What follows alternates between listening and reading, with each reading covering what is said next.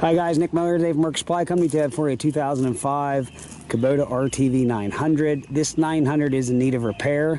If you're coming here to pick it up, we're going to take that wheel loader right there and I'm going to pick it up and I'm going to set it on your trailer.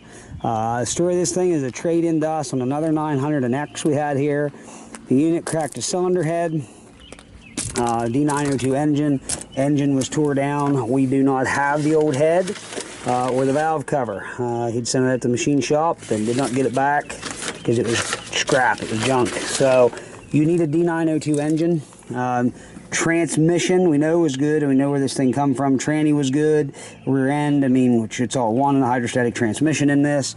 Front rear end is good. It has 2,003 hours.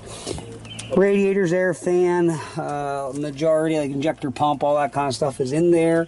But if you buy a whole engine, you're gonna have that stuff. Tires are actually good shape. Bed itself's in good shape other than the tailgate's got some dings and dents and a rust hole down there. I don't know why it did that. There is the panel that goes in underneath the seat. The frame is not all rusted up at all. Actually very clean. Did have a soft cab on it. I do not have the doors. The rear work lights and that LED front light are going to come off.